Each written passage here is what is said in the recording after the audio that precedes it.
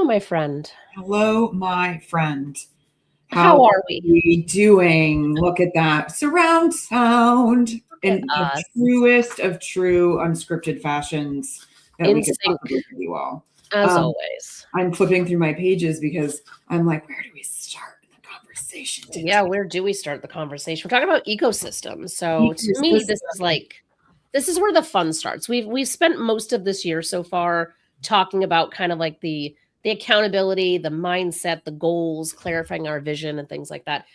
All important things, which is why we started there. And now from May through the end of this year is where we actually start to like dig deep into the promotional and the marketing side of things. And before we can do that, we have to figure out like what do we want our ecosystem to look like? What is our desire for that? So I'm Yeah, excited because I feel like this is where the fun stuff really begins. I it don't know how should. you're feeling. And if you are here for the fun, please let us know that you're with us. Post something in the comments, something relevant, perhaps, or a hello. Mhm. We'll also take compliments on how our hair looks because I Yes. feel like our hair is very on point this morning.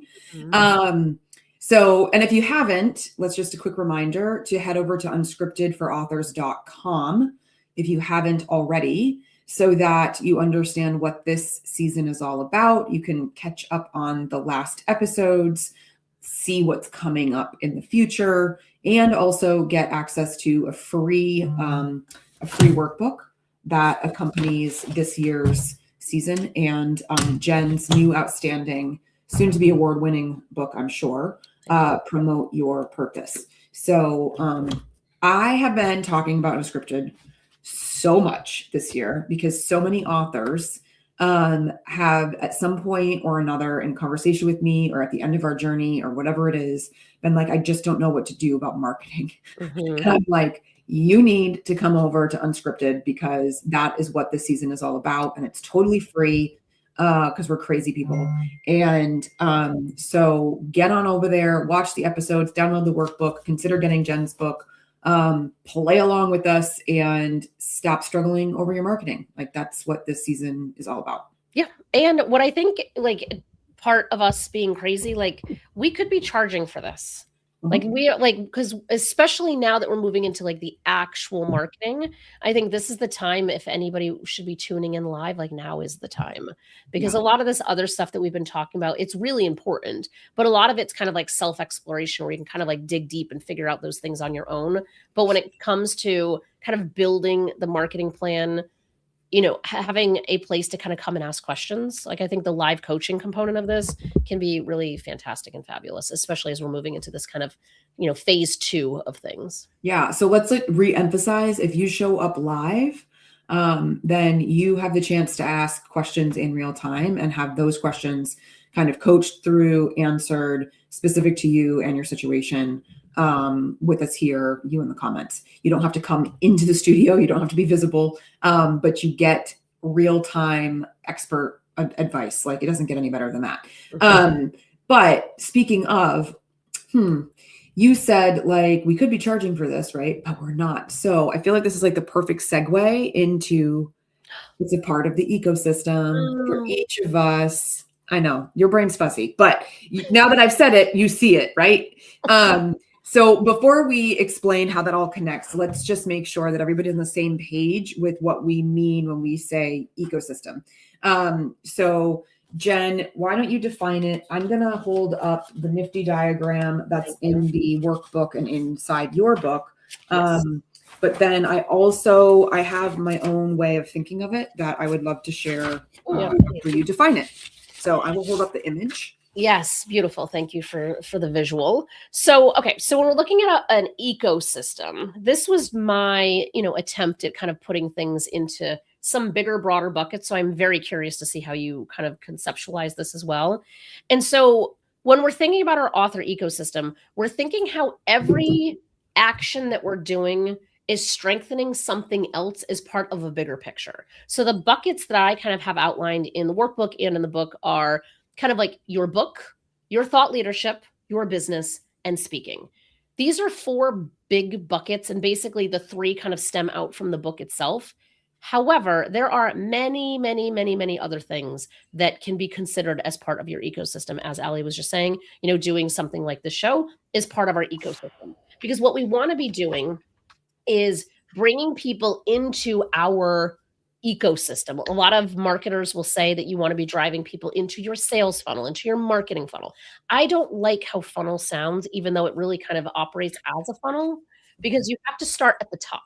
You have to start really, really high up and encourage people to follow you, to connect with you, to learn from you, to grow with you.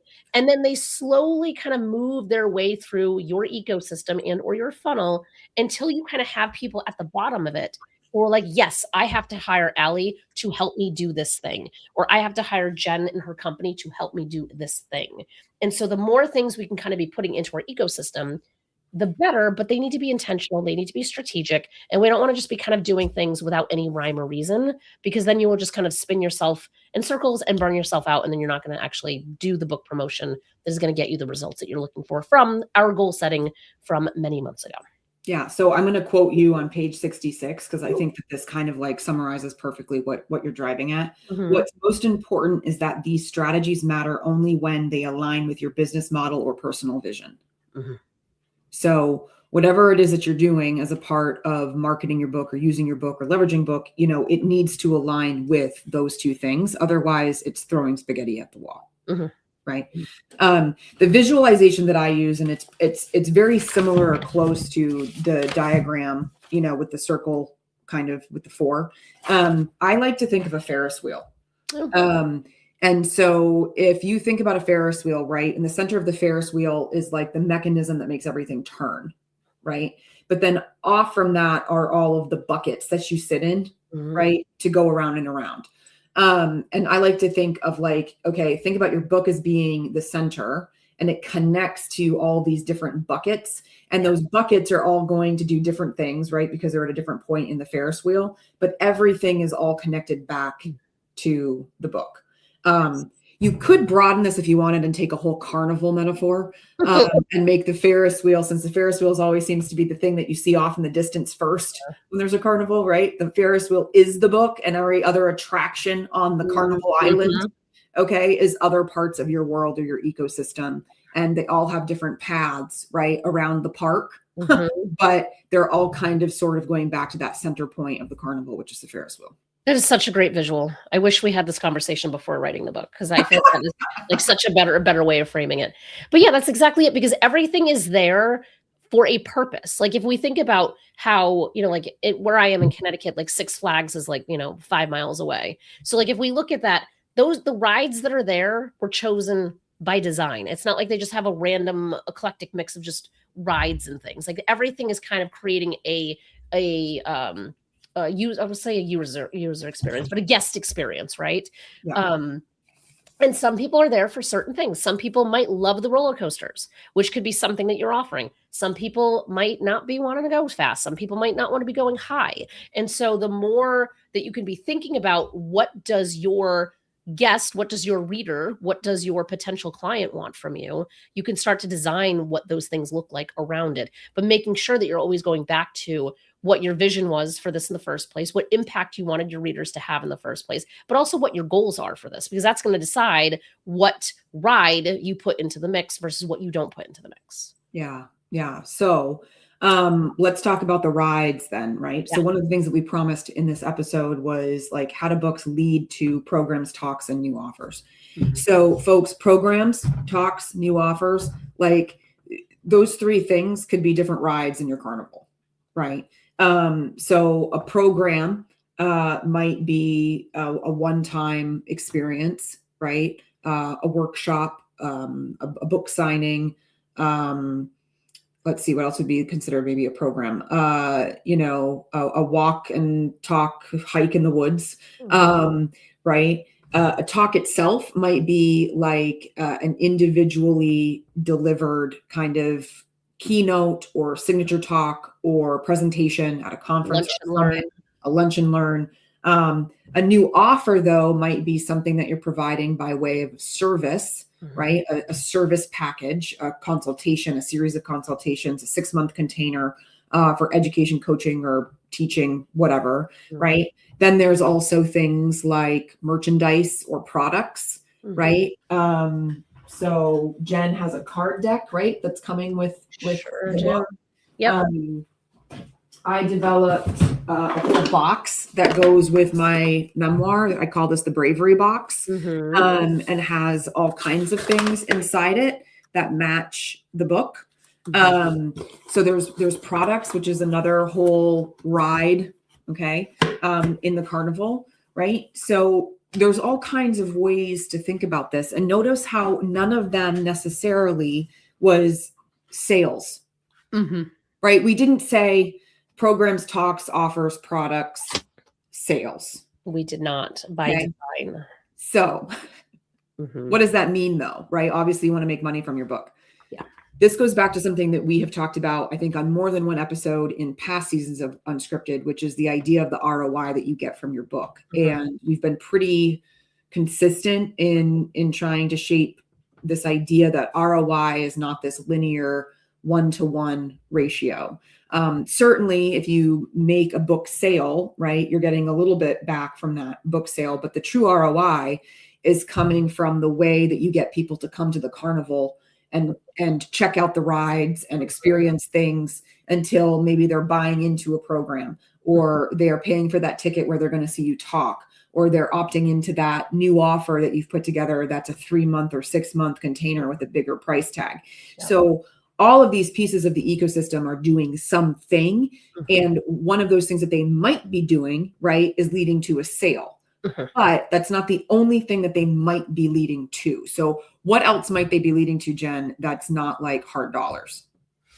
So many different things. I'm wondering if it makes sense to kind of share, like, I can say like what my funnel is for promote your purpose, right? So, and it's a lot of what you were kind of just saying, like, so this Unscripted show, like, we intentionally decided that this year was going to be the year of promotion. It just happens to be that I have 12 chapters and we have 12 months to do this show in. And so for me, the top of this looks like having a conversation with somebody, and in that one-on-one conversation, and in that conversation, I say, you know what, let me follow up, and I'm gonna share the ebook version of Promote Your Purpose, and giving them access to the book. Some authors will make the decision that they don't want to give their book away for free, and that's completely fine and respectable. Maybe you want to just send them the link. You can say, hey, you can go get the book here.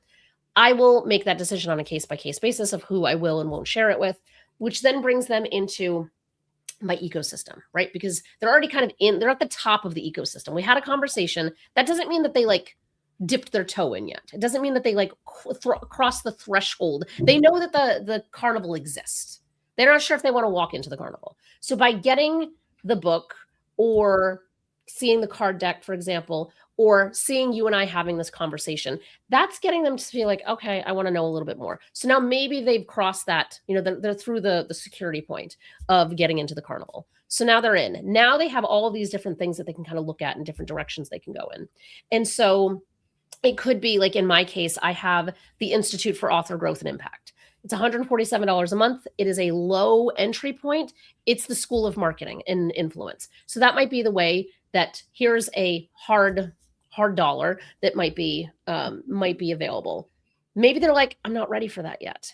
And so they go to the website and they say, oh, you know what? On the website, there's this book marketing compass. Maybe that can help me. And so now they're downloading something, and now they're on an email sequence that has 5, 6, 7 emails to it that are like, hey, did you think about this? Did you think about this?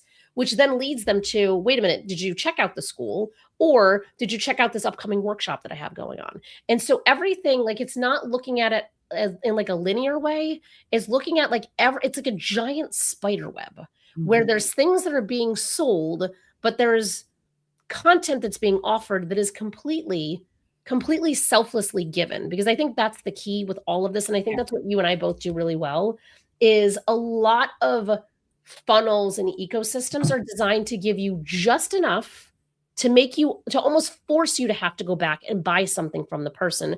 Whereas you and I are just constantly giving it all away because it's part of our business models to be more generous with our content. And other people very much gatekeep that content. So they'll be like, here's the 5 things you need to do.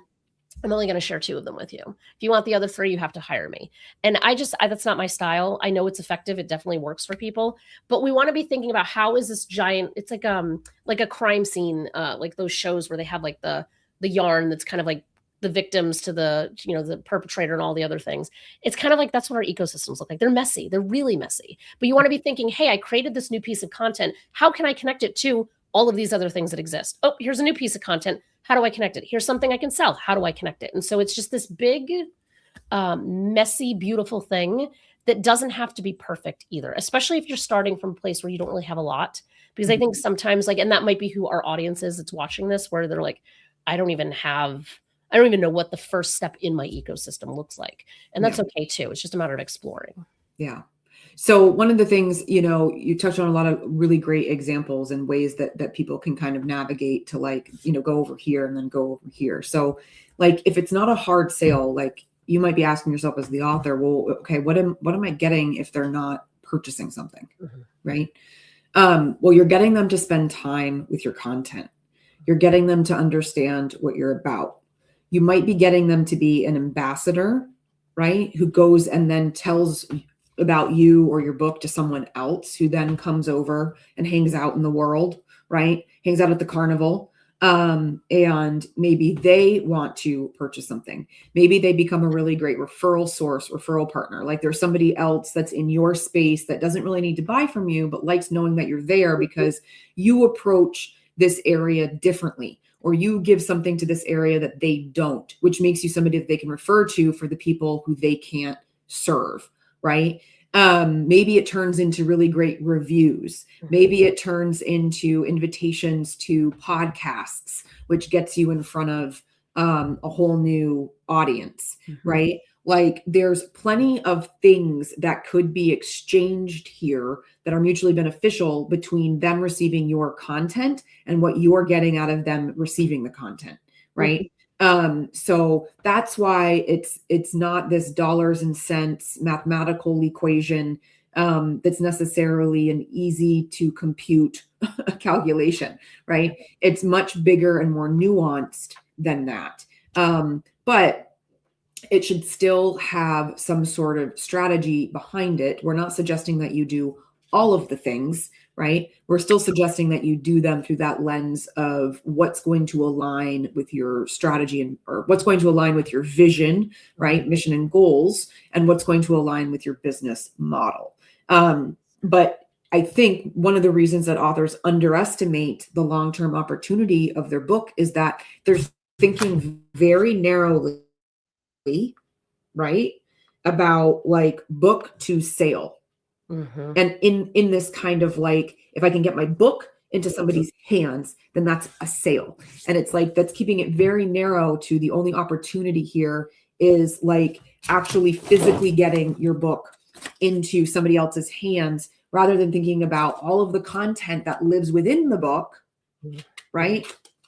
Being an entry point that could go to the book or could go to something else that you offer. And it's kind of sort of all tied together because what you've written about is driving everything else.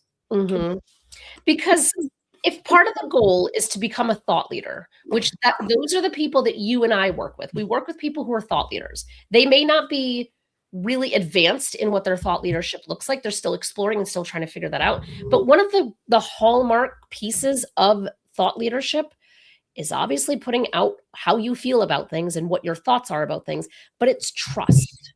Like, so for someone to follow someone who is a thought leader, you have to have some sense of trust that that person knows what they're talking about and that person can guide you to the place that you are trying to go, which means all of those examples that you were giving in terms of, podcasting or, how you're showing up, all of those things or like the reviews, or this person might now be like a word of mouth source or referral system for you.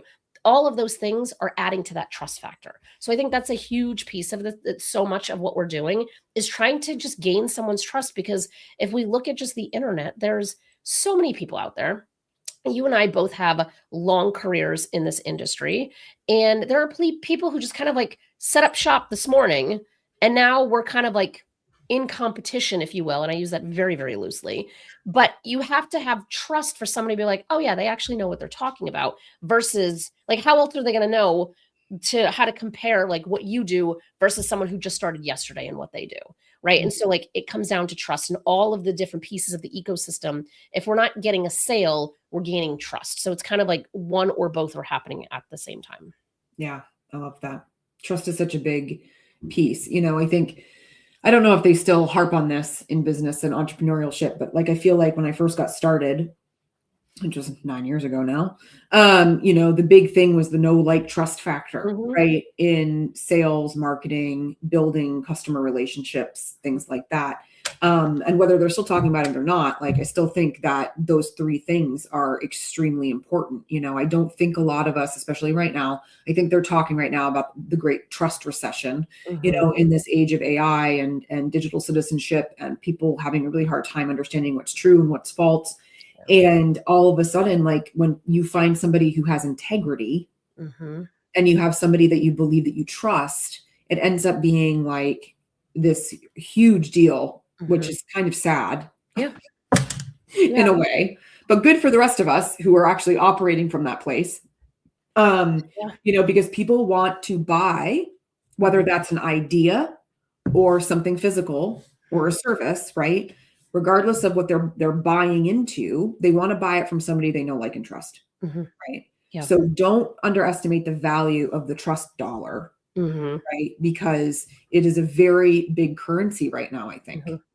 Yeah, and I think it's going to become even bigger as AI is eroding so many things in so many directions. I know, like from a content standpoint, I'm a big fan of using AI, and there's appropriate ways to use it and not to use it. But I know right now there's so many people who are just unsubscribing and unfollowing and like getting off people's newsletters when they just see that it's clearly AI. Because like AI has so many good things to it.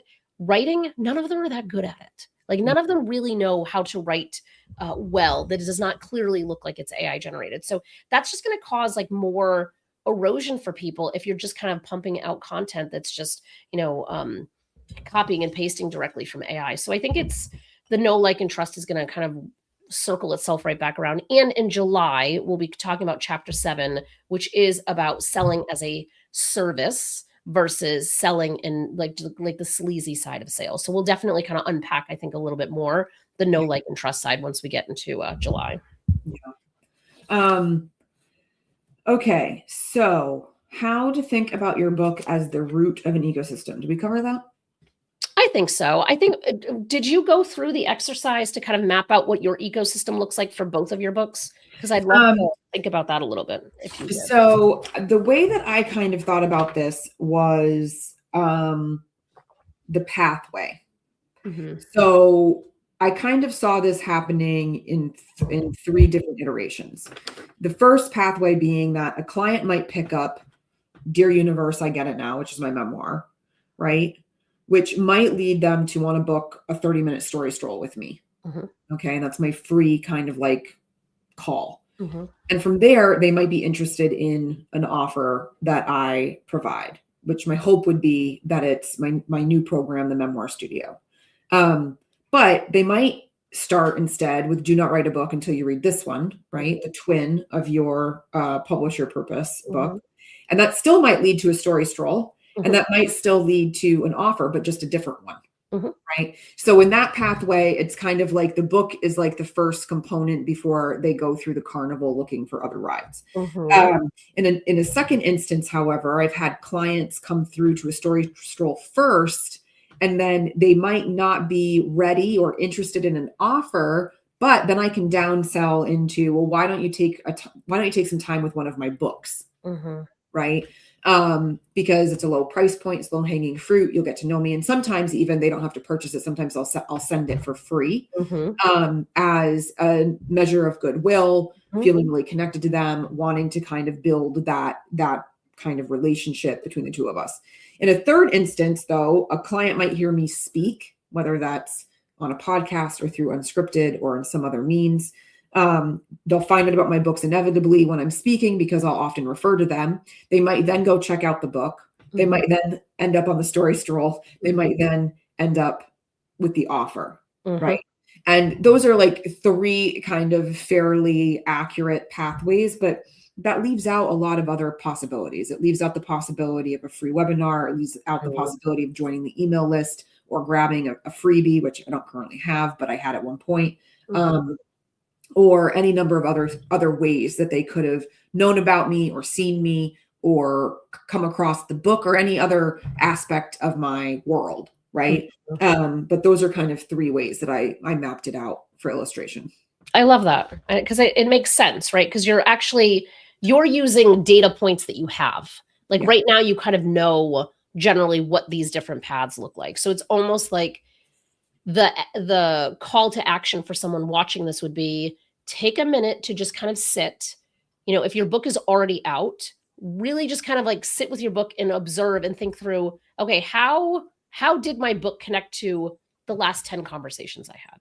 Right. And trying to map out what that looks like. Or maybe the book isn't out yet. And in my opinion, the book not being out yet is the perfect time to be mapping this out, because you can be so strategic and so intentional and be not wasting as much time, because you can say, okay, I have this book. So for example, I have obviously the Promote Your Purpose book. I have our Institute of Author Growth and Impact. And I recently did a series of webinars, and I advertised them through Eventbrite. And I had one that was writing, one that was publishing, one that was marketing. And so in the context of this, that marketing was very clearly like, hey, here's this book available, the Promote Your Purpose book. And also here's the Institute of Author Growth and Impact that has a school of marketing that you can absolutely go access. And so instead of just having like one linear offer kind of forcing people to have to go in my order, it was kind of like, hey, here are your options available, including that free download that I mentioned before, which is like the book marketing compass, right? So it kind of gives people a direction, because some people are never going to read your book. There's also that. But it doesn't mean that you're not going to get the benefit and the stature of being an author. So like we have to take that into consideration too, is that we as the author might very much want someone to read our book. That would be wonderful. And we might give it to them as that gesture of goodwill, like you said. It doesn't mean that they're going to, but it's important for us to kind of show all of those other rides and other ways that they can enter into our ecosystem, because they might be more of like, I'd rather, show up live and participate in something. Or they might be, I want to do a 5-day challenge and I want that delivered to my inbox. I want visuals. I want a worksheet that I can work in.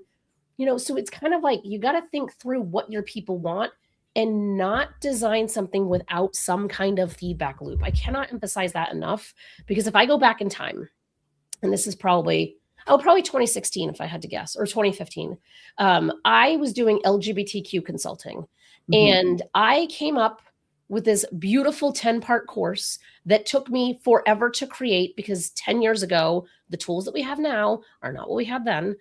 And it was a labor of love putting it together, and no one bought it. Why? Because I created it in a vacuum. And then I was like, oh, that doesn't work. And then when I started PYP in 2016, when actually it was 2015, these things were happening at the same time, which is crazy. So it means my timeline's off. I learned from that previous mistake of the LGBTQ thing. And I was like, all right, you know what I'm going to do? I'm going to grab a group of people together and I'm just going to teach them as I go. And I did it for 14 weeks in 2015 in February. And I was like, come. I don't know how I'm going to teach it, but I promise you I'm going to teach it. And if you don't get what you want, I'll give you your money back.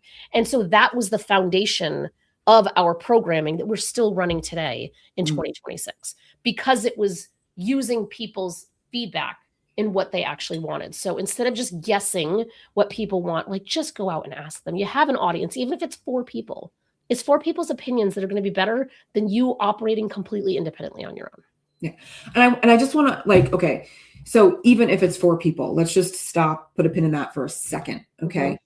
4 really great aligned people that are going to give you feedback. They're going to care about what you're doing, that are going to actually help you grow and get to the next level, are better than 25 people who do not give a shit.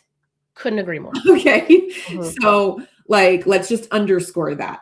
For a really long time in the beginning part of business, and there are even still moments now when things are going a little bit more rough than I would like them to. I forget this fact, but it's not about the quantity of people who are following you or that you've finally managed to get onto your email list or following your Instagram account.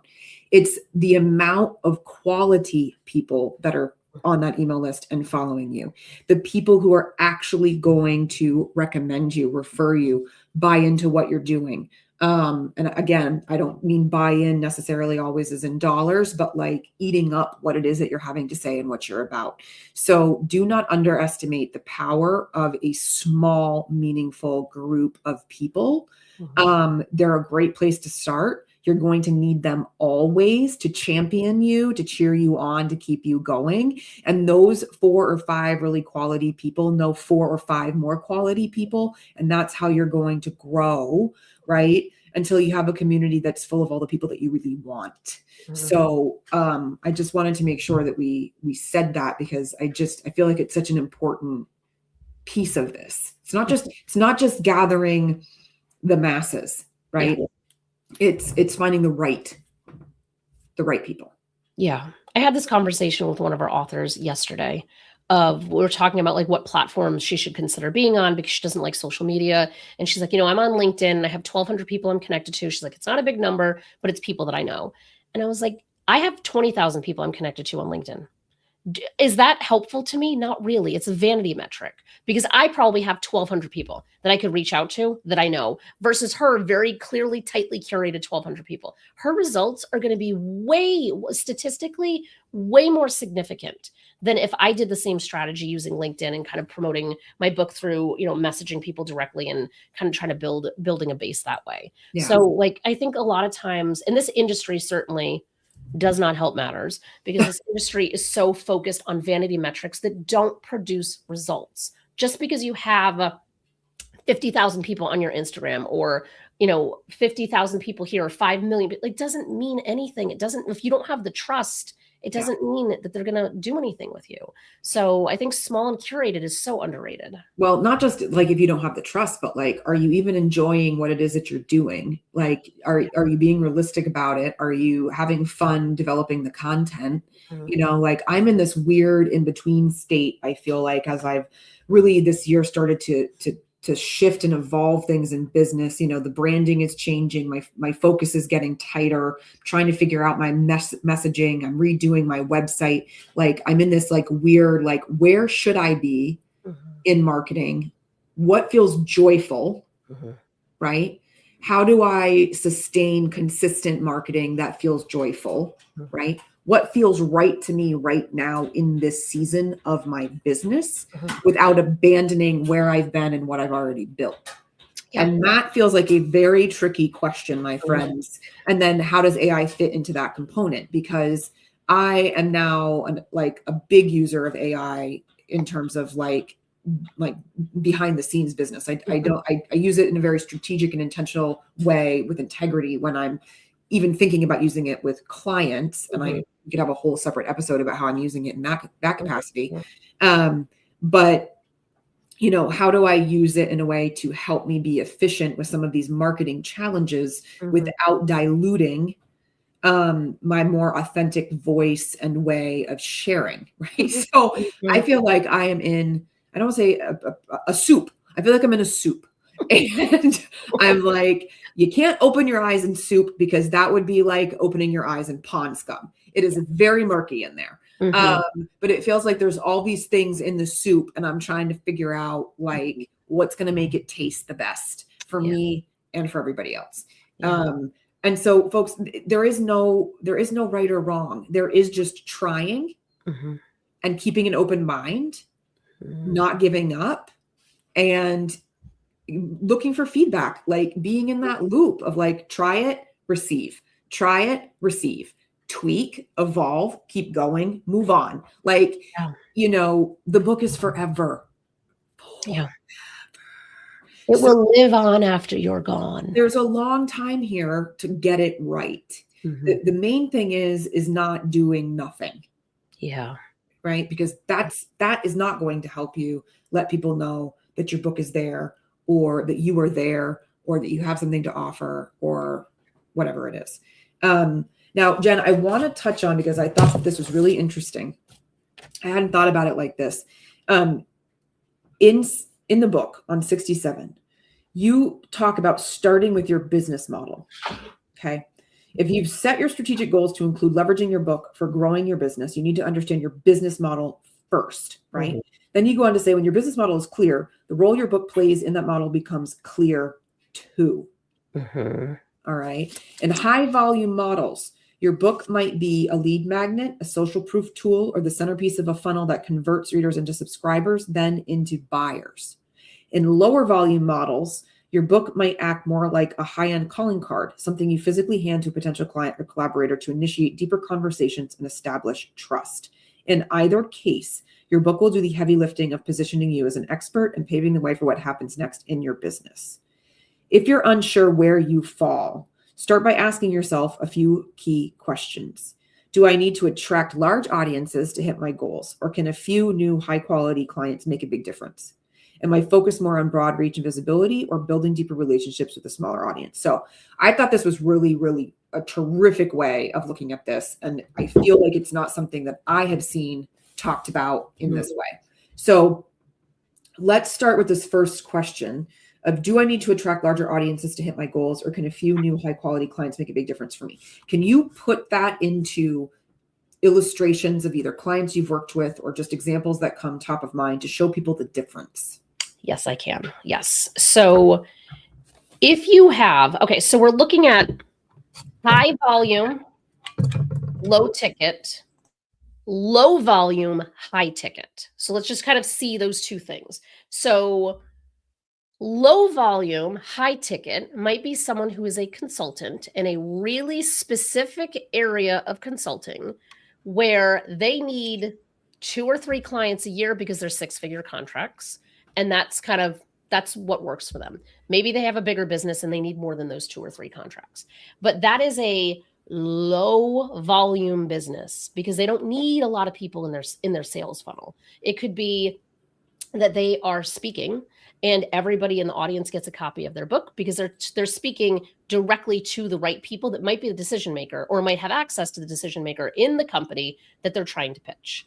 So they don't need to be on, doing Instagram. They don't need to be going live every day. They don't need to be having these strategies where they're a guest on a podcast and really putting a lot of money and effort into their social media. They have to work on those back channels, on the networking, on being in front of those right audiences. So that strategy is going to look really different. In the reverse, though, if you have a high volume, low ticket offer, that might look like you selling a product, for example. So maybe you're selling some kind of physical product that's not a book. Maybe it's a card deck, and you need all the people possible to be at the top of the funnel because you need more people to buy at the bottom of the funnel. So that marketing is also going to look very, very different because you need to be in all of those places, being visible everywhere you can possibly be where your audience might be, because you need a ton of people at the top because you need a higher percentage of people out the bottom. So these are two completely different models, and the strategies and the tactics and the where are going to look really different. Like for me, I'm more of the low volume, high ticket offer, right? Like where even though we have our institute now, which has a lower price point, my marketing for the last 10 years has not been attracting that person. So like now it's like starting a whole new business, trying to find that person because all of our marketing has kind of weeded out to people who are thought leaders, who have very specific goals and intentions, who have specific budgets, who are looking at it a certain way. So my marketing, we're not active on Facebook or Instagram right now. We're active on LinkedIn. But there's a lot of people who are in our industries that are massively active on Facebook and Instagram and getting really great results because they have lower ticket offers and they need a big pool of people to choose from. For me, when we decided to take ourselves off those platforms, it's like, I'm okay with that because I need more referrals. We need more word of mouth. We need more trust. And I'm not going to find a buyer of a $20,000 publishing package just randomly on a whim on Facebook. So completely different strategies. And when you're clear on what it is that you're offering and how you're offering it, it might be a combination of both. So that does exist too. You can then say, when someone comes to you and says, "Hey, Ellie, have you considered doing radio advertisements?" And you're like, "No, that makes no sense for me because I'm trying to target really select people, or I need as many people as I can. Yeah, let me try that. It might work out." Right. So very, very, the clarity becomes so good. And then you can save yourself money in hiring, the wrong people. Yeah. Yeah. So a couple of things that I want to highlight here for people. So Jenn did say, right, that like it could be both, right? So you could have an offer that's like you need lower volume because it's a higher ticket, but you might also have something else that's like small offer, which means to make it good on it, you would need a higher amount of people. Mm-hmm. So my recommendation would be that like probably too much to cast a wide net. Pick the thing that you want to sell the most in this season and make your strategy around that. You can always switch gears later on, right? But I'm always in favor of like go after the thing with the bigger sales price as a business owner, right? And then downsell into the smaller offer if and when you captivate an audience, right? But when you're really talking about a business model, right? Businesses need to make money, then you need to be thinking about that. However, if you're in a place in your business where the main offer before the book even came along is already trending fine, then maybe you can swing your focus over to a smaller offer that you're hoping to get off the ground and build a little community around, right? So it's not to say that there's anything wrong with what you choose, right? Multiple things can exist, but it's being realistic about what you have the capacity for, what you have a structure for, what you have a strategy for, right? But just making sure that you're thinking cleanly about it so that you're not overproducing a bunch of activity or whatever that's not driving towards something that you're really hoping to accomplish. Yeah, because it's a business model. And that means that you're like, if you're doing both, you're kind of operating in two different business models, which may mean that you are attracting two entirely different audiences. And so you have to really think about your resources and time. And it might be that your target person still has the same problem, but they're coming from it from a very different perspective. And therefore they might look on paper very different. And so those strategies have to account for that too, which next month, we're going to be talking about know your reader and know your buyer. So yeah, we'll get into that a little bit more. I love that. So we're coming up to the top of the hour, but I want to pick Jenn's brain on something else that she talks about towards the end of this chapter, because as I just mentioned, right, I'm in the soup. And I'm refining things. I'm looking at things from a very different lens because of how I'm trying to like focus and niche down, redoing my website. Or updating it, I should say. It's not a complete redo. And as I was reading this chapter, preparing for today's call, thinking about ecosystem, I came across somewhere in here, and now I can't find where my exact note was, but I can find where my question was. Right, that works.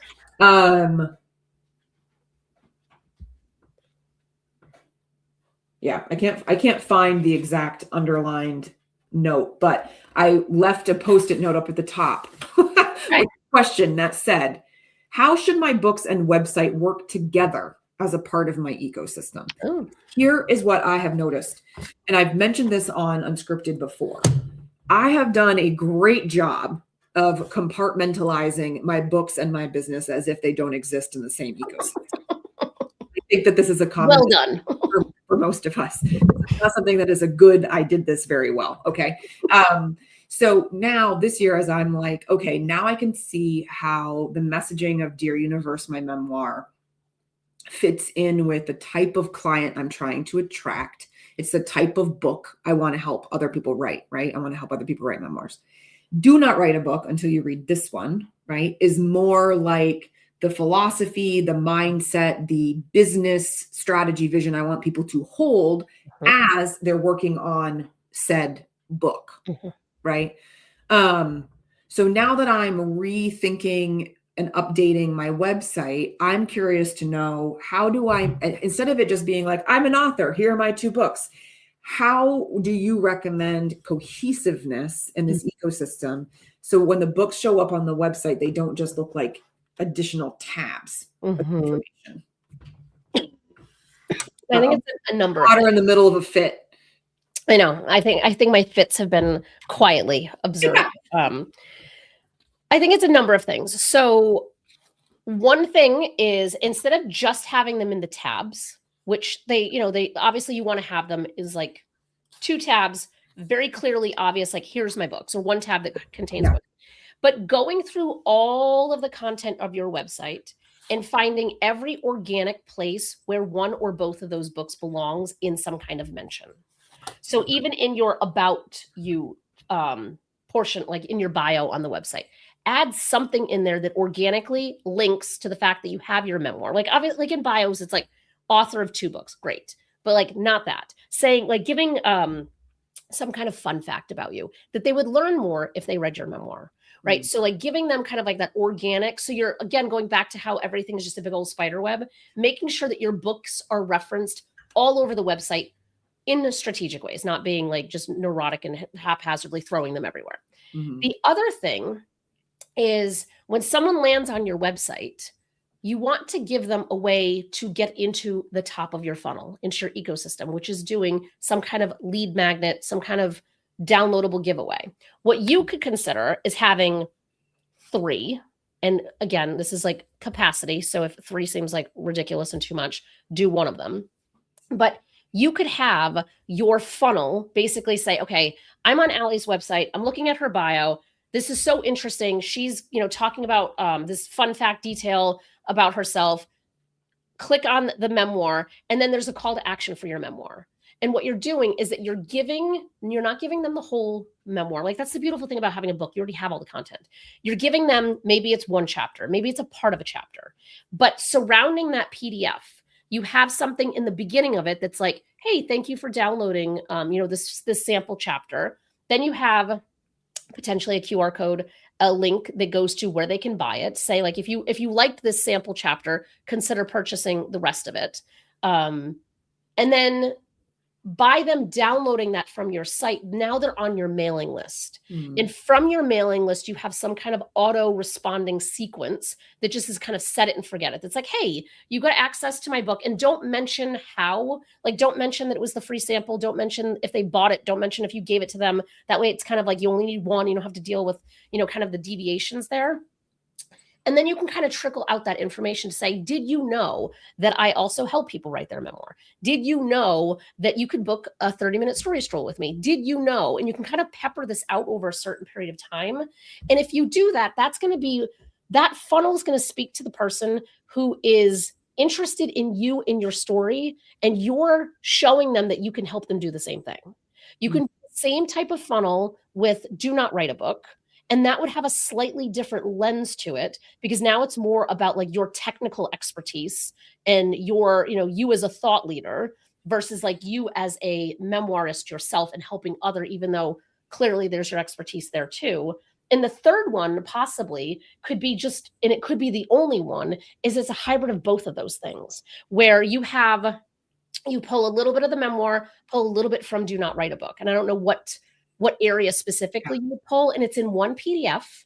And you just kind of like, it's not like you just grab chapter 1 from this one and 7 from this one, cram them together. Like you kind of finesse it and kind of like show that like, hey, here's a little bit about me and my background. Here's part of my memoir. And here's how I help authors. And then that way they're downloading that one thing. And then they're going to the one sequence that kind of covers both of those areas of interest. I think having like the 2 different sequences, because they are like your books, they're different. Like a memoir is different than a nonfiction book, but I think you could blend it into one. If you're like, oh girl, you just said way too much, I need to focus on one thing. I think you could effectively blend it into one specific call to action on your website. Yeah. I'm sure that there's some sort of strategic way of tying them together.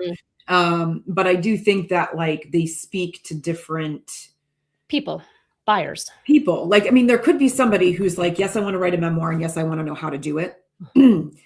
Do not write a book, though, is not so much how to write a memoir. It's basically how to write and publish a book, right? Kind of more generally speaking, and to do it well. And I feel like giving people the paths, like, okay, you can go down this path for a sample, and this is what it in effect is meant to do for you, right? And then this path is over here. I used to have a couple of years ago, and I think I recently I took it down because it was kind of all over the place, was a page on my website where I had lots of free offers. You could pick from 3 different things, and they all had, buttons to go to their pages or whatever to download or to watch something for free, and I liked that. It was kind of like a gift basket in a way, where people could kind of choose your own adventure. But a lot of that content, it just ended up outdated. It predated, Dear Universe and Do Not Write a Book, or it didn't predate Dear Universe, but because I was keeping Dear Universe over here in its own world, right? That wasn't even like a thought, right? So now it's like, okay, how do I actually leverage? Remember, we go back to this question, why authors underestimate their long-term opportunity. I've been underestimating my long-term opportunity with these books because I just wasn't seeing the full solar system of how everything kind of was a part of my galaxy, if you will. And now it feels very clear. And so now it's kind of redoing things so that not only is that clarity available to myself, but it's available for these other people who are trying to help connect the dots of like, who is she? What is she about? What does she do? So folks, here's a little analogy for you. Think of it as a constellation. We've got Ferris wheel, we've got carnival. Now you can also think about it as a constellation, right? The book is just one star in the great big sky. I also want to just take a moment before we wrap up to just encourage people to kind of think outside the box. And here's a real life example. Somebody came to me a handful of weeks ago in a roundabout way. Totally forgot that I had a profile set up in this directory for a womenpreneurs networking group here locally.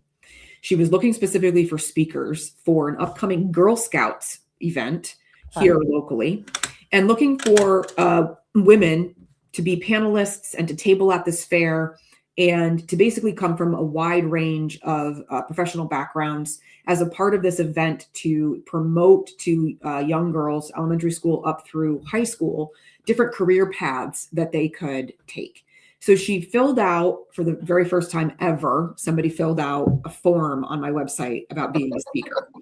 I was like, whoa, yeah, right. Not because I haven't spoken, but because nobody has come through that channel. So it surprised me. And so I was just like so excited about the concept and the mission of this event that I said yes automatically. And then all of a sudden I started to think, okay, how do I leverage this experience for where I want to go in business, right? Because girls from elementary school through high school are not my ideal target audience. I love them and I want them to do big things, right? I was inspired by the mission. I want to inspire them to go and chase their dreams. If it's in the creative fields, if they want to be writers or editors, whatever it is, but they're not my ideal audience. Neither of my books is probably age appropriate for them at this point. And they're not going to sign up for one of my workshops or services that are obviously bigger investments than probably their allowance will allow them to participate in, nor do they have the world experience yet to probably want to do any of the things that I'm currently offering. But that doesn't mean that there's not an opportunity here, right? And so it was thinking about what is the opportunity within my greater world that I'm trying to create, right? So this is what took shape for me as I started to process and talk out loud with ChatGPT, who often transcribes my thoughts and then reflects, something back to me that I get to kind of munch on, if you will. And what came out of that was, okay, so the girls themselves maybe aren't my ideal audience, but they're going to be there with adults from the community. The adults from the community might be interested in people coming to their organizations or whatever to speak. They might be interested in my book because they, as an adult, are a part of a book club, right? They might know another person in the community who wants to write a book and doesn't know anything about it, right? So all of a sudden, instead of it becoming like, I need to go direct to my consumer, instead it's, okay, the people who stop by my table or hear my panel presentation, they might know someone else. Yes. So how do I make a lasting impression on them while I'm there, right? And so not only will it be through whatever I have to say during the panel that might be inspiring, but it's going to be them stopping by my table at the fair for an experience. What kind of experience can I give them apart from just showcasing my books? Well, I've come up with a real cool thing that's experiential for the young women that are there to fill something out that is writing in exchange for them receiving a customized sticker that I'm going to be designing that will look like a Girl Scout badge for bravery. Love it. Okay. Now, they get something, they get to interact. Hopefully, I'll be inspiring, but more importantly, hopefully, I will be memorable enough to the people who stop by the fair that they will pass my name around to other people, which will then lead to others coming into my world, right? And building up that know, like, and trust and that community. There's opportunity everywhere, folks, if you choose to look at it and take enough time to think about it strategically and be intentional. Yeah, that is such an amazing example. Such an amazing example, because if you narrowed yourself to, you're saying, like, that really narrow focus, you wouldn't even have thought of how it all interconnects, which is why when we understand what the ecosystem is that we're trying to build, all of those other opportunities, it's like, oh, if I do this thing, yeah, it might seem out of left field, but if I drop it into my ecosystem in this particular place, and this is the goal I want it to have, boom, done. And then it also gets you to be like, and I know not everyone's creative and not everyone wants to be creative. I know you are a very creative person. So like, it also just gives you something like new and exciting to also be pursuing, right? Because it's like, ooh, because then like, what if it works? Like, that's always a great question to ask yourself, instead of like, oh, it's not going to work. Like, what if it does work? What is the potential that could be if it works? And what other things could you do that are similar to that because it lit you up and it brought you joy? Yeah. Well, and then who knows, like maybe individual Girl Scout troops want to do like a mommy and me writing thing, right? Between their adults in their lives and the women in the troop. Like you, and what does that mean? Like where does that go? Right. If a part of what I want to do is more speaking, then why wouldn't I say yes to this opportunity? Sometimes you have to just follow the avenues and see what happens. But you also need to be a little level of intentional, while you're being creative and kind of thinking outside the box and trying to pull on different threads to see where they go. But the opportunities are abundant. They're out there. So go and slay, my friends. Yes. Go and slay. So as we wrap up the top of the hour, where are we heading next? We're going to be back in June with chapter 6. Yeah. Know your reader, know your buyer, know your impact. So go to unscriptedforauthors.com. Check out when we're coming live again in June. Grab the workbook, go through the prompts. If you've got a copy of Promote Your Purpose, then check out chapter 6, because that's where we're heading. Jen, what have you got coming up that you want to tell the folks about? Let's see. Okay, so we'll be back on June 11th. I just looked at the date quickly. So June 11th, we'll be talking about all those great things. I would like to promote our institute. So it's authorgrowthandimpact.org. It is a monthly membership that includes group coaching and outside experts who teach all kinds of goodness around marketing. The Institute does cover the writing process, the publishing process, and the marketing process. You can kind of come in for one, you can come in for all of them. Doesn't really matter. Like, it's just kind of like there to support you on wherever you are in your journey.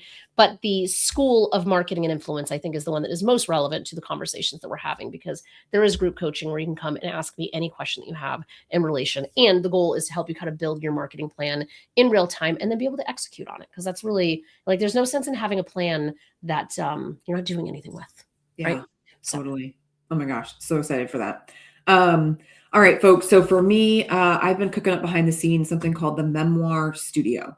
This is a 9-month container for people to come and write their memoirs with me, starting from blank page and going through manuscript development. It's structure, strategy, developmental editing, learning craft, and personalized coaching all rolled into one. It's a writing the right book the right way the first time. So I'm currently taking people in for intro sessions to make sure that this is the right fit, that this is the right time for you, right container, because I don't want to just work with anyone. I want to work with the people who are ready and who are like ready to go yesterday. So if that is something that interests you in terms of wanting to jump on that call, wanting to learn more, then I encourage you to reach out, DM me. We will set that up. I am so excited about this. This has been circling in my universe for 2 years, and I'm finally bringing it to fruition. So get in on it early. Amazing. Yeah. Yes. See, we're both cooking up new things for our ecosystems. Right? So. Practicing what we preach. Galaxy is looking bright and infinite. All right, folks. Thanks for joining us today. We hope to see you next time. All right. See you in June.